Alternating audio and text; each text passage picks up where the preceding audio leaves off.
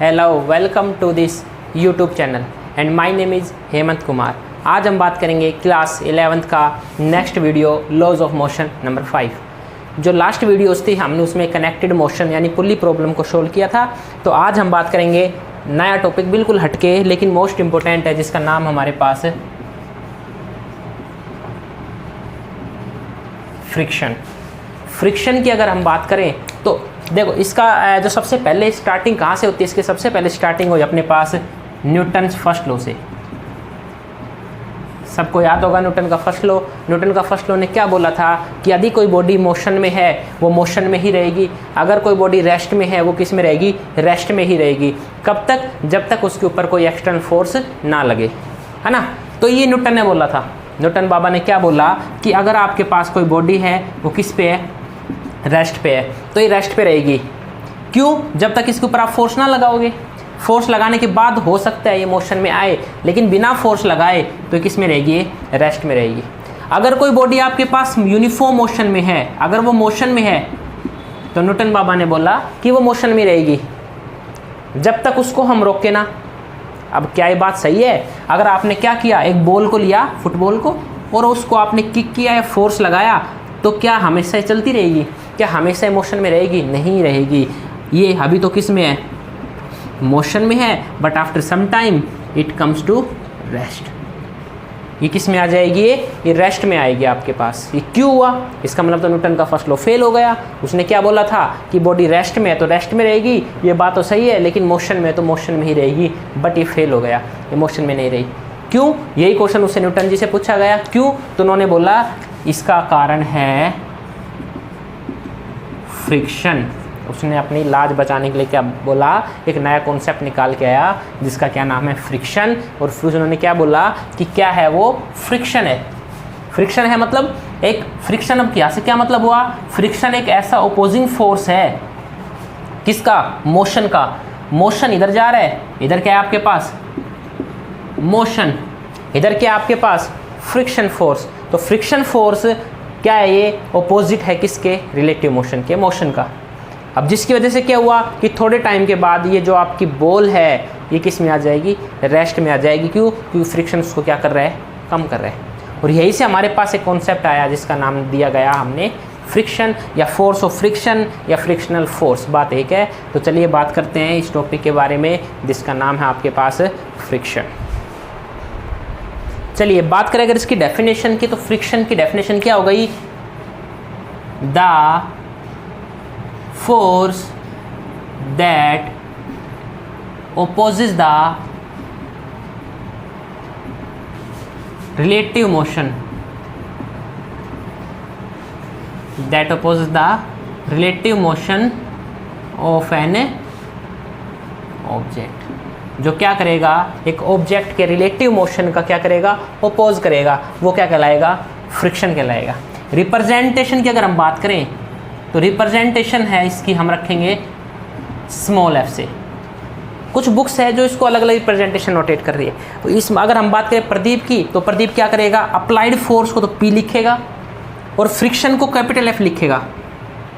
Friction को क्या लिखा उसने, कैपिटल एफ, और अप्लाइड फोर्स को लिखा उसने छोटा पी।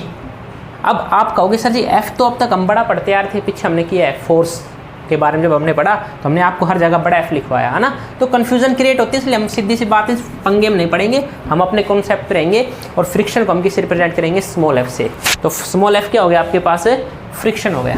चलिए अगर हम अब बात करें टाइप्स की, चलो टाइप से भी पहले अगर हम बात करें कोज की, इसके कोज क्या है, क्यों है इसका कारण, ऐसा क्यों है। तो इसका कारण जो मेन बताया गया वो हमारे पास बताया गया इंटरलॉकिंग ऑफ टू सरफेसेस। दो सरफेस के बीच में इंटरलॉकिंग क्या कहलाती है, यही फ्रिक्शन का कारण है। क्यों? मान लो आपके पास कोई सरफेस है, अब अगर सरफेस की बात करें तो थोड़ा रफ होगा, तो आपके पास इस तरह से इसमें क्या रहेंगे, इस तरह से आपका सरफेस हो सकता है। अगर इसको माइक्रोस्कोपिक लेवल पे देखा जाए तो प्लेन नहीं है, स्मूथ नहीं है, बिल्कुल थोड़ी रफनेस इसमें है। और इसके ऊपर अगर मैंने दूसरा बॉक्स रखा तो क्या होगा, इस तरह से आपको देखने को मिलेगा कि अगर ये आपके पास सरफेस है इस तरह से, ये इनको बोलेंगे वैली एंड हिल्स। ये वैलीज है, ये खाई और एक पहाड़ इस तरह से बोला है। और दूसरे सरफेस का क्या होता है, वो भी इस तरह से इसमें इंटरलॉक हो जाते हैं। अब इंटरलॉक हो गया तो क्या करेगा, हमें ज़्यादा फोर्स लगाना पड़ेगा, है ना। यानी इस तरह से आपके पास है कि ये आपके पास दो सरफेस इस तरह से हो गई, दिख रहा है आपको, इस तरह से इंटरलॉकिंग हो गई। अगर हम बात करें स्मूथ सरफेस है तो स्मूथ सरफेस पे फ्रिक्शन नहीं होगा, बहुत कम होगा, बताएंगे हम आपको आगे चीज़ें। फिलहाल आप यही तक रहो कि फ्रिक्शन का कारण क्या बताया गया, इंटरलॉकिंग ऑफ टू सरफेसेज। जो आपके पास सरफेस है उनकी इंटरलॉकिंग है, वो इस तरह से इंटरलॉक हो जाते हैं। ठीक है, चल रहा है, आप अपने आप करके देख सकते हो घर पे, ये है ना प्रैक्टिकल। तो ये आपके पास क्या हो गया, कोज हो गया। अगर मैं बात करूँ इसके बाद टाइप्स की, तो फ्रिक्शन के टाइप्स कितने होते हैं। फ्रिक्शन के टाइप मेनली दो तरह के होते हैं, एक्सटर्नल फ्रिक्शन और इंटरनल फ्रिक्शन। हाँ जी, एक्सटर्नल और इंटरनल। अगर मैं बात करूँ एक्सटर्नल फ्रिक्शन की, तो एक्सटर्नल फ्रिक्शन का मतलब हुआ कि जब फोर्स ऑफ फ्रिक्शन कहाँ लगे, दो सरफेस के बीच में लगे। तो कौन सा हो गया आपके पास, एक्सटर्नल फ्रिक्शन। और नंबर 2 पे आपके पास है इंटरनल फ्रिक्शन। एक्सटर्नल की अगर हम बात करें तो एक्सटर्नल फ्रिक्शन आपका कब होगा, जब between the surfaces of two bodies in contact. जब आपके पास क्या होगी, कोई दो बॉडीज है, मान लो आपके पास ये एक बॉडी हो गई, इसके ऊपर दूसरी बॉडी रखी है, इनके बीच में जो आपके पास फोर्स लगेगा, ओपोजिंग फोर्स, क्योंकि फ्रिक्शन वर्ड का मतलब ही है ओपोजिंग फोर्स। ओपोजिंग फोर्स जो लगेगा ये क्या कहलाएगा, आपके पास फ्रिक्शन कहलाएगा। कौन सा, एक्सटर्नल फ्रिक्शन। और अगर हम बात करें इंटरनल फ्रिक्शन की, तो इंटरनल फ्रिक्शन होता है जो इसके इनसाइड लगे। इनसाइड कारण हो सकता है इनके मॉलिक्यूल्स के अंदर। अगर हम बात करें लिक्विड्स के, तो लिक्विड के अंदर आपको पता है जो फोर्स लगता है कि विस्कोसिटी अगर आपने पढ़ा हो, विस्कोसिटी क्या होता है, the force between two layers of liquid. जो लिक्विड है उनकी लेयर्स के बीच में क्या लगता है, फोर्स लगता है, that is known as viscous force. और ये is an example of internal friction. आप इसको आगे पढ़ोगे, आपने पढ़ भी चुका होगा अगर फ्लूइड मैकेनिक्स की बात करें, बाकी आप आगे इसको पढ़ोगे फ्लूइड मैकेनिक्स में। बात समझ में आया। तो आपके पास दो तरह के हो गए, external friction and internal friction. But ये हमारे पास इनफ नहीं है, जो मेन जो टाइप्स है फ्रिक्शन के वो हमारे पास है 3 टाइप ऑफ फ्रिक्शन है। पहले हम आपको बता देंगे, फिर इसको हम नोट करा देंगे। तो अगर हम बात करें फ्रिक्शन की, तो समझना सबसे ज़्यादा ज़रूरी है, लिखा तो बुक में भी हुआ है। सबसे पहले अगर हम बात करें number 1, static friction. Number 2, limiting friction. Number 3, kinetic friction. इसको एक नाम और बोलते हैं हम, दैट इज डायनामिक फ्रिक्शन। क्योंकि डायनामिक का मतलब ही क्या होता है, मोशन। हमारे पास क्या है, 3 तरह के हमारे पास क्या हो गए, फ्रिक्शन हो गए, that is static friction, limiting friction and. अगर हम बात करें इसकी विद एग्जाम्पल बात करते हैं, देखो बिल्कुल बेसिक एग्जाम्पल इसका लिया हमने कि मान लो ये आपके पास सरफेस है और सरफेस के ऊपर मान लो हमने एक बॉडी रखी हुई है। अब हमने क्या किया, इस बॉडी को मैंने फोर्स लगाया, फोर्स लगा रहा हूँ लेकिन ये बॉडी मूव नहीं कर रही। क्यों नहीं कर रही, this is because of static friction.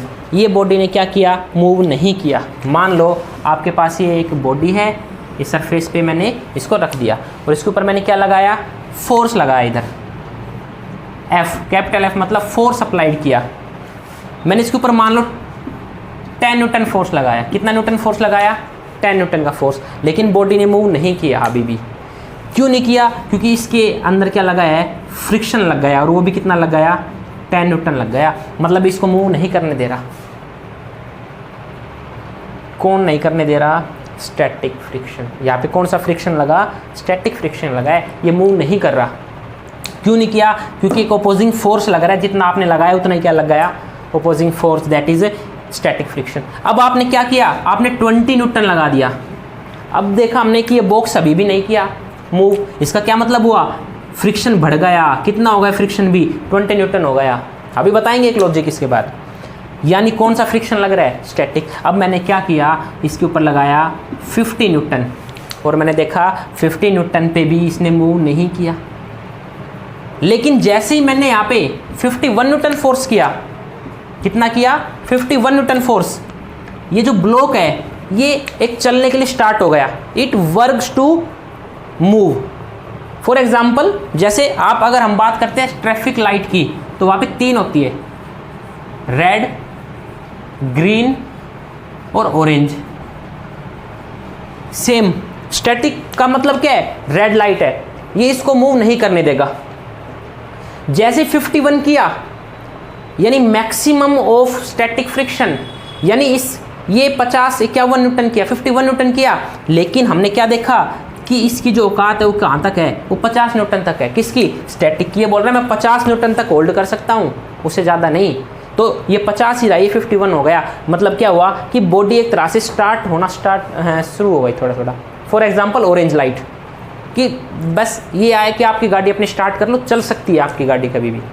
और जैसे ही आपने 51 न्यूटन प्लस किया, 55 न्यूटन किया, बॉडी क्या चलने लग गई, मूव करने लगी। लेकिन फ्रिक्शन अभी भी कितना रहा, 50 न्यूटन ही रहा। बात समझ में आया, दैट इज ग्रीन। ये कौन सा हो गया, काइनेटिक फ्रिक्शन। सुनो स्टोरी शुरू से। जैसे जैसे मैं फ्रिक्शन बढ़ा रहा हूँ ये मूव नहीं कर रही, मतलब कौन सा फ्रिक्शन है, स्टैटिक फ्रिक्शन है। एक हमारे पास लिमिट आ गई, एक एक्सट्रीम पॉइंट आ गया, उसको हमने क्या बोला, लिमिटिंग फ्रिक्शन। कि भाई अब स्टैटिक फ्रिक्शन की लिमिट आ गई, उसको बोला लिमिटिंग फ्रिक्शन, जिसपे बॉडी जस्ट स्टार्ट हो रही है। और नंबर 3 पे आया काइनेटिक फ्रिक्शन, जिसमें बॉडी मूव कर चुकी है। अब ये बॉडी किस में है, मूविंग है, ये रुक नहीं रही है, ये चल रही है अब। लेकिन इसका मतलब ये नहीं फ्रिक्शन नहीं लग रहा, फ्रिक्शन लग रहा है। कितना लग रहा है, 50 न्यूटन तक लग रहा है बस। इसका औकात है, ये इसकी लिमिट है 50 न्यूटन। बात समझ में आया, दैट इज लिमिटिंग फ्रिक्शन। इसकी लिमिटिंग फ्रिक्शन कितनी है, मैक्सिमम 50 न्यूटन तक ये होल्ड कर सकता है सरफेस को। और उसके बाद ऑब्जेक्ट ने मूव करना स्टार्ट किया, इस पर कौन सा लग रहा है, काइनेटिक फ्रिक्शन लग रहा है। तो हमारे पास ये आ गए आपके पास तीनों फ्रिक्शन। बिल्कुल बेसिक है, समझने की बात है, लिखा तो बुक में भी हुआ है, ठीक है। अगर डेफिनेशन की बात करूँ तो static friction is the friction that oppose the, क्या करता है ये, ऑब्जेक्ट को रेस्ट पे रखता है, ऑब्जेक्ट को मूव होने नहीं देगा। ये क्या करेगा, एक लिमिट ले आएगा। और ये क्या करेगा, ये कब लगेगा, जब बॉडी आपकी क्या कर रही है, मूव कर रही है over the surface of other. चलिए बात करते हैं इनकी डेफिनेशंस की। ये हमारे पास डेफिनेशन है। Number 1, the opposing force that comes into play common when one body tends to move over the surface of another body. जब एक बॉडी है वो मूव करना चाह रही है, मूव कर रही है दूसरी बॉडी पे, tends to move, but actual movement not started yet, यानी अभी उसका एक्चुअल मूवमेंट है वो स्टार्ट नहीं हुआ। ये कौन सा फ्रिक्शन है, ये आपके पास है static friction. Number 2, when one body is just at the verge of the moving over the surface, मतलब कि ये क्या है, जस्ट चलने के लिए स्टार्ट है।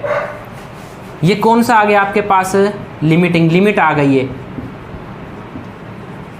लिमिटिंग फ्रिक्शन कह रहा है बस भाई अब मैं तो चल रहा हूं, तुम अपने रहो। और number 3, when one body is actually moving over the surface of another body, यहाँ पे जो बॉडी है वो एक्चुअली मूव कर रही है, ये कौन सा हुआ आपके पास, दैट इज काइनेटिक बोल दो या फिर आप इसको क्या बोल दो, डायनामिक। क्या बात समझ में आया, ये है आपके पास बेसिक डेफिनेशंस। इसका स्क्रीनशॉट ले सकते हो, इसको आप नोट में उतार सकते हो। बात समझ में आया। अच्छा, अगर मैं तुमसे एक बात पूछूं कि बताओ इनमें से स्टैटिक फ्रिक्शन बड़ा है, लिमिटिंग फ्रिक्शन बड़ा, तो कौन सा है, लिमिटिंग फ्रिक्शन बड़ा है किससे, स्टैटिक फ्रिक्शन से। बात समझ में आई, तो limiting friction is greater than static friction, ठीक है भाई। चले आगे। अच्छा, उसके बाद अगर मैं बात करूं किसकी, इन दोनों की, तो कौन सा फ्रिक्शन बड़ा है, काइनेटिक फ्रिक्शन या फिर लिमिटिंग फ्रिक्शन, तो kinetic friction is greater than इससे लिमिटिंग फ्रिक्शन। बात समझ में आया। तो ये क्वेश्चन अक्सर पूछ लेते हैं 1 नंबर के अंदर इनका कंपैरिजन। तो आपके पास ये 3 फ्रिक्शन हो गए, ठीक है भाई। चलें आगे। इसके बाद अगर हम बात करें काइनेटिक फ्रिक्शन, तो काइनेटिक फ्रिक्शन को भी हमने 2 डिवाइड किया, 2 टाइप्स में, that is rolling friction and number 2 sliding friction. नाम से पता चल रहा है, अगर हम बात करें स्लाइडिंग फ्रिक्शन की तो one body is slide over the surface of another body. जब आपके पास एक बॉडी है वो क्या कर रही है, स्लाइड कर रही है दूसरी बॉडी के ऊपर। और नंबर 2 रोलिंग फ्रिक्शन, जिसमें वन बॉडी है वो क्या कर रही है, रोल कर रही है over the surface of another body. For example आपका जो टायर है, आप बाइक चला रहे हो, आप कार चला रहे हो, उसका जो टायर है वो क्या कर रहा है, सरफेस के ऊपर रोल कर रहा है, व्हील। तो आपके पास कौन सा होगा, उनके बीच में जो लगेगा फ्रिक्शन वो कौन सा होगा, आपके पास है sliding friction, sorry rolling friction. And rolling friction is the type of kinetic friction. चलिए बात करते हैं इसकी, देखे होंगे इनकी डेफिनेशन कि sliding friction when the opposing force that comes into play when one body is actually sliding over the surface of another body। जब आपके पास एक बॉडी है वो क्या कर रही है, एक्चुअली स्लाइड कर रही है over the surface of another body. For example ये आपके पास इंक्लाइंड प्लेन है और यहाँ पे आपके पास क्या रखा हुआ है, एक बॉडी है और इसके ऊपर क्या करती आ रही है, स्लाइड करती आ रही है। तो इनके बीच में जो फ्रिक्शन कहाँ लगेगा, पीछे की तरफ लगेगा F, क्योंकि एक्सेलरेशन का है इसका आगे है, एक्सेलरेशन आगे मतलब आगे आया तो फ्रिक्शन का लग रहा है पीछे। तो ये जो फ्रिक्शन है क्या कहलाएगा, FS स्लाइडिंग फ्रिक्शन। ठीक है, बात समझ में आया, ये स्लाइडिंग फ्रिक्शन हुआ। और नंबर 2 की अगर मैं बात करूँ, when one body is rolling over the surface of another body, इसमें बॉडी क्या कर रही है, रोल कर रही है किसी दूसरी बॉडी के ऊपर सरफेस पे, तो क्या कहलाएगा आपके पास रोलिंग बॉडी। एग्जांपल क्या हुआ इसका, एग्जांपल ये हुआ कि आपके पास मान लो एक व्हील है और ये आपके पास इधर एक्सेलरेशन है, तो इनके बीच में जो फोर्स लग रहा है, फ्रिक्शन है, वो कौन सा है, इसको हम R बोल देते हैं, थोड़ा मतलब याद देखने के लिए कि ये इनके बीच में जो फ्रिक्शन लग रहा है वो कौन सा है, आपके पास रोलिंग फ्रिक्शन। अच्छा, इनमें से ग्रेटर फ्रिक्शन कौन है, बड़ा फ्रिक्शन। आप इनमें से किसी को आसानी से किसको ले जा सकते हो, आप किसी ऑब्जेक्ट को स्लाइड आसानी से कर सकते हो या उसको व्हील की शेप में बना देते हो। अरे भाई आपके पास मान लो ये 2 बॉडी है, आप बराबर मास है दोनों का मास क्या है, सेम है, तो किसको आसानी से आप मूव करा सकते हो, इसको या इसको, मेरे ख्याल से तो इसको, तभी तो व्हील इन्वेंट हुआ था, है ना। तो इसको आसानी से, किसका क्या मतलब हुआ, इसके बीच में जो फ्रिक्शन लग रहा है वो स्मॉल है, मतलब कि फ्रिक्शन स्मॉल मतलब मेहनत कम, फोर्स ज़्यादा। फोर्स दोनों के ऊपर क्या लगा है, 10 न्यूटन 10 न्यूटन, क्या पता इसमें फ्रिक्शन 2 न्यूटन हो, इसमें 4 हो, तो फ्रिक्शन इसमें 2 न्यूटन कम है, इसलिए आसानी से मूव कर रहे हैं। तो आपके पास क्या आएगा, इस बात को ध्यान रखेंगे, sliding friction is greater than rolling friction.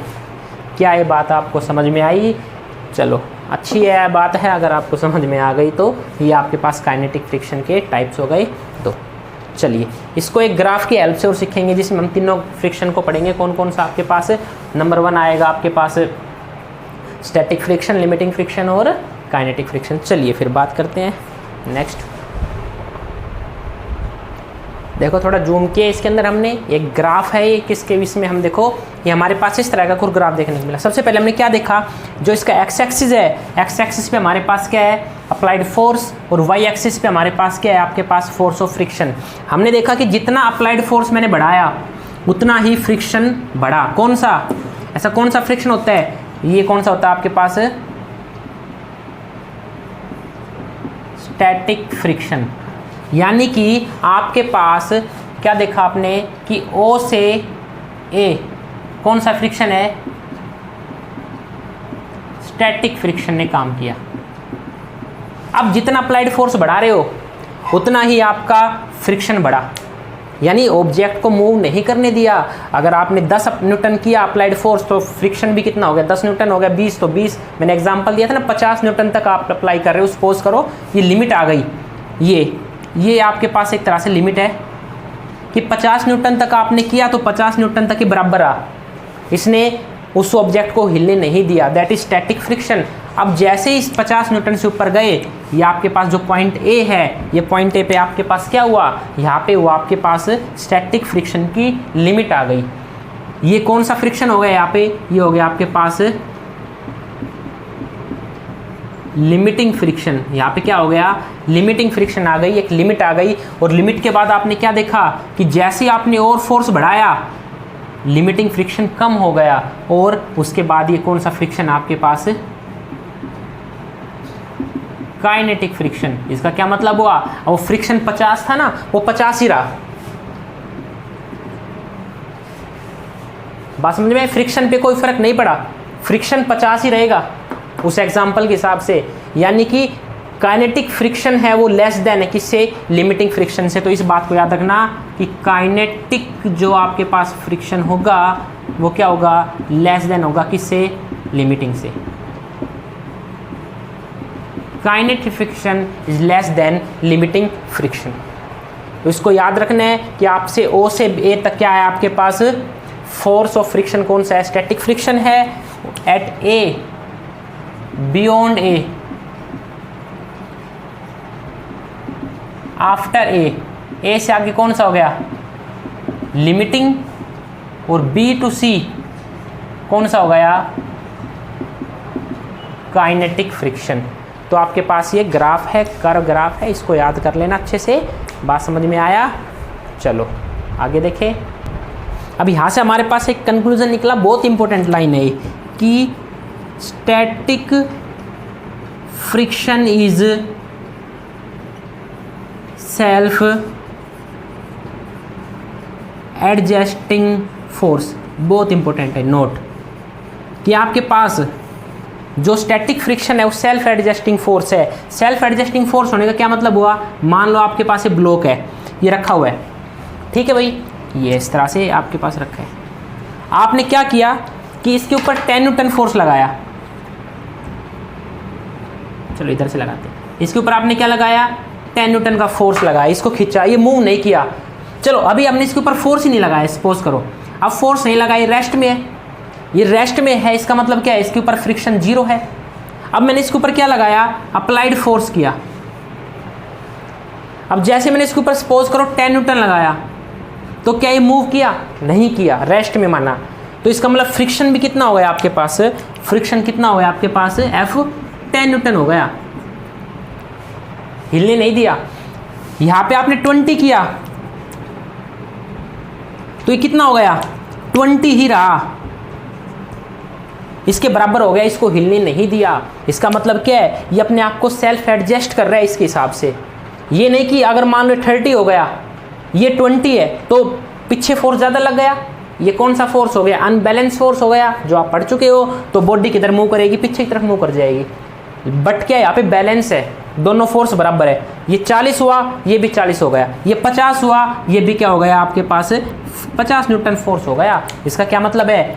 ये ओ से लेके ए तक ये हमारे पास क्या है? स्टैटिक फ्रिक्शन है। यानी यहाँ तक ये लगाएगा ही कहेगा मैं 50 तक कंट्रोल कर लूँगा। अब तुम कम करोगे तो ये कम हो जाएगा, ज़्यादा लगाओगे ज़्यादा हो जाएगा, 50 तक। इसलिए सेल्फ एडजस्टिंग है, खुद को एडजस्ट कर रहे हैं, लेकिन बॉडी को मूव नहीं करने दे रहा। बट जैसे ही आपने लिमिट को क्रॉस किया स्टैटिक फ्रिक्शन की, दैट इज लिमिटिंग फ्रिक्शन आया, अब इसका काम खत्म है, कह रहा है मैं 50 तक लगा सकता हूँ। अब मान लो इसके ऊपर आपने कितना लगा दिया? आपने इसके ऊपर लगाया, मान लो एग्जांपल के तौर पे 80 न्यूटन का फोर्स लगाया। 80 न्यूटन, ये कितना लग रहा है? 50। तो इसके ऊपर टोटल फोर्स कितना लगा? Total net force, net force कितना है? 80 माइनस 30 कितना आया? सॉरी 80 माइनस 50, 50 है ना फ्रिक्शन, कितना आया? 30 न्यूटन का आपके पास फोर्स लगा। और 30 न्यूटन के फोर्स के हिसाब से बॉडी मूव करेगी। क्या ये बात समझ में आया? अगर आपको वीडियो अच्छी लगी हो तो please like, share and subscribe my YouTube channel. Thank you very much.